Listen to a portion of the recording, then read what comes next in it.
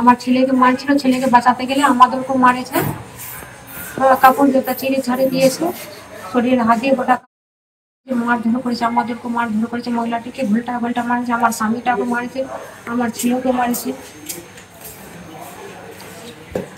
তুলসী পার্টির ছেলেগুলা, দুষ্কৃত ছেলেগুলা, ওরা পূজন, দুর্জয়, সাহেব, রমেশ গুপ্তা আর অনেক ছেলে ওরা ছিল। ওদের কাছে কোনো কাগজপত্র নাই, জবরদস্তি জমি দখল করতে আসে, লাগানো জমি করে চাষ করছে, এই ধমকি দিয়ে খালি মারামারি করছে। আর বারবার মারপিট হয়েছে, পরশু দিনও হয়েছে, তবু ওরা শোনে না। আমার ছেলেকে বারবার ধমকি দিচ্ছে। হরিশ্চন্দ্রপুরে দোকান আছে, বলছে লুটপাট করে নিব, তুই কি করতে পারবি রে, তোর হরচন্দ্রপুর তোকে দেখাচ্ছি, নানা রকমের ধমকি দেখাচ্ছে। আমার পুলিশ কোনো অ্যাকশন নিচ্ছে না। পুলিশ পরশু দিনও এসেছিল, কিছু বললো না, চলে গেল। আমরা বলেছি মামলা করেছি, পাবি কোর্টে নিবি, তবু ওরা শুনছে না, ওরা কোনো কিছু দেখায় না, পুলিশ কোনো অ্যাকশনই নিচ্ছে না, কিছু করলো না, কিছু দেখলো না। আমাকে তো চোখে তুলে দেখলো না যে তোমাকে কি করলো না করলো, কিছু দেখলো না।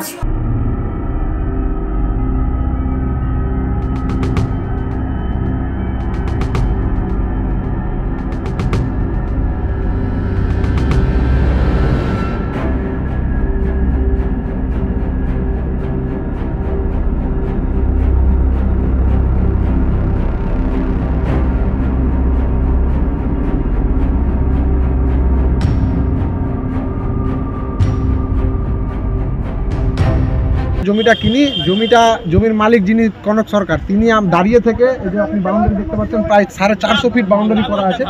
দাঁড়িয়ে থেকে পুতুল সরকার এবং কনক সরকার দুজন মা এবং মেয়ে, দুজনের মহিলা, বিধবা মহিলা, এরা ওদের উপর অনেকদিন ধরে অত্যাচার করছিল। জমিটা ওদেরকে হ্যান্ড ওভার করছিল না, ওদেরই জমি। আমরা যখন জমিটা আমরা কিনি, আমরা বসে এদেরও পেপার দেখলাম, ওদেরও পেপার দেখলাম ওদের পেপার একদম সঠিক পেপার দেখে আমরা জমি কিনলাম। এরাও মেনে নিল যে হ্যাঁ আপনাদের জমি ঠিক আছে। জমি মানার পরে আমাদের জমির যিনি মালিক, তিনি দাঁড়িয়ে থেকে যে দেখতে পাচ্ছেন প্রায় 400 ফিট বাউন্ডারি করা আছে, দুদিক থেকে জমি মিউটেশন করে 400 ফিট বাউন্ডারি পুরো করা আছে। এই কিছুদিন কদিন থেকে এরা, ততদিন থেকে সবকিছু ঠিক ছিল, প্রায় 4 মাস আগে বাউন্ডারি করা ছিল। কদিন থেকে এদের লোভ বেড়েছে, আবার যে সামনের রোডের জমি, এদের লোভ বেড়েছে, আবার ইন্টেনশনালি একটা ঝামেলা ক্রিয়েট করতে চাইছে। সেই মহিলাকে আবার হ্যারাসমেন্ট করতে চাইছে। আমরা তার জন্য এসেছিলাম, দেখছি এরা বাউন্ডারি আমরা ছিলাম না রাত্রেবেলা, বাউন্ডারিতেও লাফটাপ মেরে এরা বাউন্ডারিও ভাঙার চেষ্টা করেছে। ওই যে চাষিরা তো বলছে নাকি 45 বছর তারা জমি চাষ করছে, সব ভুল কথা।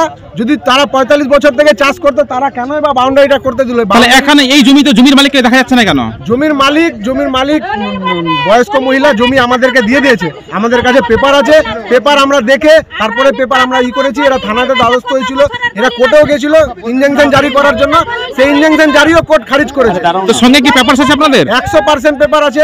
এখন দেখাতে পারবেন? একদম দেখাতে পারবো। কারণ মালিক পক্ষ তো পেপারস দেখাচ্ছে। ওদের কাছে যদি সঠিক পেপার থাকতো, আপনি অনলাইন সার্চ করুন, দাগ নম্বর দেন, পুতুল সরকার এবং কনক সরকার, যাদের কাছে আমরা কিনেছি জায়গা, এখনো অনলাইন তাদের নামে পেপার আছে।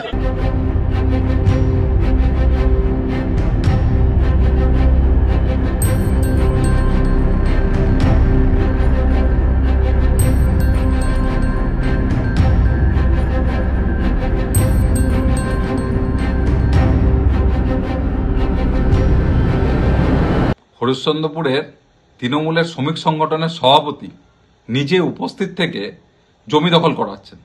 মহিলাদের উপরে মারধর করা হয়েছে, তাদের হসপিটাল ভর্তি করে দেওয়া হয়েছে।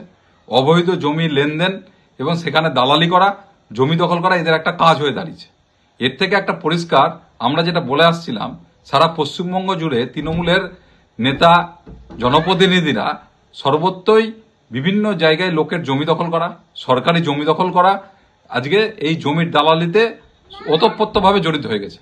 উপর থেকে মমতা ব্যানার্জি, অভিষেক ব্যানার্জি যতই কোশন দিক, কিন্তু তাদের কথা কেউ কানে নিচ্ছে না।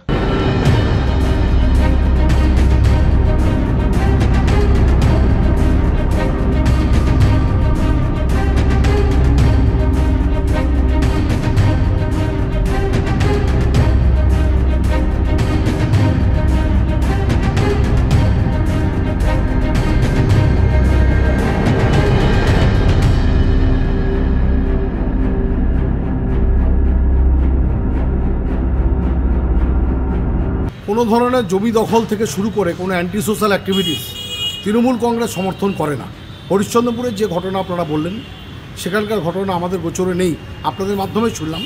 পুলিশ কনসার্ন থানা যদি কমপ্লেন লজড হয় তাহলে police will enquire the enter matter, এবং অ্যাকর্ডিং টু ল যদি কেউ আসামি সাব্যস্ত হয়, দোষী সাব্যস্ত হয়, দে উইল বি পেনালাইজড। বিজেপির এটাতে মাথা ব্যথা করার কারণ নেই, কারণ বাংলায় রুল অফ ল এস্টাবলিশড আছে বলে আইনের শাসন সুপ্রতিষ্ঠিত আছে। মুখ্যমন্ত্রী মমতা বন্দ্যোপাধ্যায়ের নেতৃত্বে এখানে আসামিরা কোনো যে অপরাধ করে সাজাপ্রাপ্ত হয়, আর উত্তরপ্রদেশ থেকে শুরু করে বিজেপি শাসিত রাজ্যগুলোতে কোনো অপরাধ সংগঠিত করে তারা কারাগারে যায় না, তাদেরকে ফুলের মালা দিয়ে বরণ করা হয়। কাজে বিজেপি যত কম কথা বলো তত ভালো।